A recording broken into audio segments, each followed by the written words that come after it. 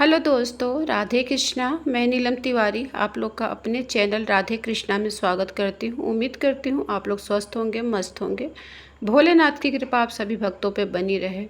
तो जैसा कि आप जान रहे हैं कि हर महीना जो होता है किसी न किसी देवी देवता को समर्पित होता है। और अब जो है आषाढ़ ज्येष्ठ के बाद आषाढ़ मास आने वाला है। आषाढ़ मास में भी विशेष देवी देवताओं का महत्व होता है, जिसमें कि मेन है विष्णु जी और शंकर जी। तो चलिए देखते हैं कि आषाढ़ मास कब शुरू होता है, कब आषाढ़ मास का समापन होता है। तो देखिए, जो आषाढ़ मास जो है वो 12 जून 2025 से शुरू होगा और 10 जुलाई 2025 में आषाढ़ मास जो है समाप्त हो जाएगा। आषाढ़ मास को ही से ही चतुर्मास भी शुरू होता है।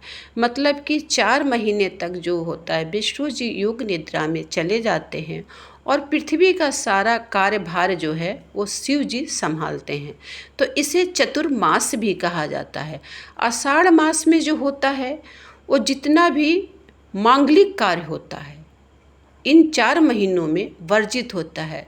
जैसे कि जब आषाढ़ लग जाता है तो आषाढ़ से देवशयनी एकादशी से लेके देव उठनी एकादशी तक जो होता है वो सब मांगलिक कार्य जो होता है वो वर्जित होता है। तो शादी ब्याह हो गया, गृह प्रवेश हो गया, मुंडन हो गया, जनेऊ हो गया, जितने भी मांगलिक कार्य होते हैं वो सब नहीं होते हैं आषाढ़ मास से लेके देवशयनी एकादशी से लेके देव उठनी एकादशी। तो जो देवशयनी एकादशी होती है वो आषाढ़ मास के शुक्ल पक्ष से पड़ती है। तो चलिए जानते हैं कि आषाढ़ मास में क्या करना चाहिए और क्या नहीं करना चाहिए। देखिए, पहले तो जानते हैं आषाढ़ मास में कौन कौन से ये जो महीना होता है वो धार्मिक कार्यों के लिए, मांगलिक कार्यों को छोड़ के लेकिन धार्मिक आध्यात्मिक कार्यों के लिए बहुत ही महत्वपूर्ण ये 4 महीना होता है। इसमें ऋतु परिवर्तन भी होता है। आषाढ़ मास से ही बारिश शुरू हो जाती है, भीषण गर्मी के तपन से राहत मिलती है और जो पृथ्वी होती है चारों तरफ जो होती है हरियाली छा जाती है। आषाढ़ मास में ही गुप्त नवरात्रि भी आती है। आषाढ़ पूर्णिमा को गुरु पूर्णिमा के नाम से भी जानते हैं। गुरु पूर्णिमा के दिन गुरु का आशीर्वाद लेना अत्यंत शुभ माना जाता है, क्योंकि बिना गुरु के ज्ञान के भगवान की प्राप्ति नहीं होती है। आषाढ़ मास में ही जगन्नाथ की यात्रा भी लोग निकालते हैं। तो ये महीना जो होता है धार्मिक और आध्यात्मिक कार्यों के लिए बहुत ही सही होता है। तो इसे चतुर्मास भी आरंभ होता है। इस दिन से भगवान विष्णु जो होता है योग निद्रा में चले जाते हैं और 4 महीनों तक विवाह, मुंडन जैसे शुभ कार्य जो होते हैं वो वर्जित होते हैं। इस पवित्र महीने में कुछ विशेष कार्यों को करने और कुछ चीज़ों से बचने की सलाह दी जाती है। चलिए जानते हैं कि आषाढ़ मास में हमें क्या नहीं करना चाहिए और क्या करना चाहिए। इससे पहले अगर आप लोग मेरे चैनल पर नए हैं तो प्लीज़ मेरे चैनल को सब्सक्राइब कर दीजिए, बेल आइकन को प्रेस कीजिए ताकि इस तरह के धार्मिक वीडियो आप लोग को मिल सके। तो देखिए, जो आषाढ़ मास जो होता है इस महीने में दान का विशेष महत्व बताया गया है। जरूरतमंद को अन्न, वस्त्र, जल, छाता आदि का दान अवश्य करना चाहिए। आषाढ़ मास जो होती है श्रद्धा और सामर्थ्य के अनुसार व्रत और उपवास जरूर रखना चाहिए। ये महीना जो 4 महीना होता है बहुत उत्तम माना जाता है। आषाढ़ मास में तीर्थ यात्रा करना भी बहुत शुभ माना जाता है। इससे शारीरिक और आध्यात्मिक लाभ मिलता है। जल का सम्मान करना चाहिए। यह महीना वर्षा ऋतु के आगमन का समय होता है, इसीलिए जल का सम्मान करना चाहिए क्योंकि जल ही जीवन होता है, उसकी बर्बादी नहीं करनी चाहिए। आषाढ़ मास में देखिए क्या नहीं करना चाहिए। तामसिक भोजन नहीं करना चाहिए, क्योंकि देखिए ऋतु परिवर्तन हो रहा है। ऋतु परिवर्तन का मतलब कि बारिश का महीना हो रहा है। बारिश के महीने में नमी ज़्यादा होती है। बासी भोजन मत करिए, मांस मदिरा मत खाइए, क्योंकि तामसिक भोजन से दूर रहिए। क्योंकि जो शरीर होता है ना वो मौसम के हिसाब से ढलता है हम लोग का, तो उस हिसाब से हम लोग का खान पान होना चाहिए। देखिए, आषाढ़ मास में से लेके जो चतुर्मास तक होता है हरी पत्तेदार सब्जियाँ खाने से परहेज करना चाहिए।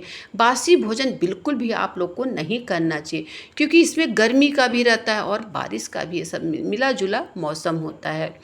धार्मिक कार्य के अनुसार आषाढ़ मास में भगवान विष्णु की पूजा आराधना करना चाहिए और साथ में शंकर जी का माता जी का, क्योंकि गुप्त नवरात्र भी इसी में है, गुरु पूर्णिमा भी है, जगन्नाथ यात्रा भी इसी में है। जो क्रोध, अहंकार, इन सब चीज़ों से आप लोग को दूर रहना चाहिए। देखिए आषाढ़ मास में जो है देवशयनी एकादशी आती है। इस दिन व्रत रखने से और भगवान विष्णु की पूजा करने से पापों से मुक्ति मिलती है और मोक्ष का मार्ग प्रशस्त होता है। चतुर्मास की शुरुआत भी आषाढ़ मास से होती है। आषाढ़ मास पूर्णिमा को गुरु पूर्णिमा के रूप में भी मनाया जाता है। इस दिन गुरु की पूजा का विशेष महत्व बताया जाता है। गायत्री साधना और जाप, यह माह जो होता है आध्यात्मिक साधना के लिए उपयुक्त माना जाता है। गायत्री मंत्र का जप करने से मानसिक शांति और आध्यात्मिक जो होता है लाभ मिलता है। इसीलिए आषाढ़ मास को बहुत महत्वपूर्ण पूजा पाठ के लिए बताया गया है। लेकिन एक चीज़ हम आपको बता दें कि शायद आप लोग जानते भी हो कि आषाढ़ मास में जो लड़की अगर ससुराल जाती है तो आषाढ़ मास में जाए तो आषाढ़ मास में ही आ जाती है, क्योंकि आषाढ़ मास में लड़कियों का आना जाना सही नहीं मानता। अगर आपको कोई ज़रूरत होती है तभी आषाढ़ मास में मैके जाइए और आषाढ़ मास में ही वापस आ जाइए, ऐसा मान्यता है। और इसमें जब विष्णु जी जो शयन निद्रा में 4 महीने के लिए चले जाते हैं तो ये 4 महीने में देखिए पूजा त्यौहार तालिका दी जाती है, हरियाली दी जाती है, ठीक है। नवरात्र आता है, गुप्त नवरात्र तो शुरू हो जाएगा आषाढ़ में, फिर नवरात्र आता है, इसमें छठ पूजा आती है। इन 4 महीनों में जितने भी व्रत त्यौहार हैं सब शुरू हो जाते हैं चतुर्मास में। तो चतुर्मास जो होता है वो भगवान को समर्पित होता है। पूजा पाठ, मन की शुद्धि के लिए बहुत ही अच्छा ये 4 महीना होता है। अपने आप को शुद्ध करने के लिए आपका आचरण शुद्ध होना चाहिए, दान पुण्य करना चाहिए, सत्य वचन बोलना चाहिए और पर निंदा से दूर रहना चाहिए। इससे आत्म शुद्धि होती है। आत्म की जब शुद्धि होगी तभी भगवान की प्राप्ति होती है।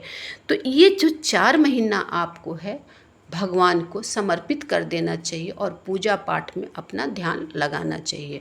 सांसारिक चीज़ों से अपने आप को धीरे धीरे दूर करना चाहिए। दूर का मतलब है कि झूठ, छल, कपट और अच्छे बुरे लोगों से अपने आप को धीरे धीरे दूर करके, क्योंकि देखिए भगवान ही सर्वश्रेष्ठ हैं, उनके शरण में जो जाता है उसी को मुक्ति मिलती है। इसलिए ये जो 4 महीना होता है इसमें अपने सामर्थ्य के अनुसार आप दान करिए, धर्म करिए, पितरों के नाम से भी कुछ अपना धन निकालिए, क्योंकि देखिए इन 4 महीनों में अमावस्या तिथि भी आती है जो कि पितरों के लिए, अमावस्या तिथि पितरों के लिए ही बनाई गई। इसमें दान पुण्य करना चाहिए। चतुर्मास जो होता है, चतुर्मास इसका नाम ही है। योग निद्रा में जब भगवान सो जाते हैं और देवशयनी एकादशी से लेकर देव उठनी एकादशी तक का सारा पोज होता है। अगर मेरी वीडियो आप लोग को अच्छी लगे तो शेयर लाइक करिएगा। धन्यवाद जी।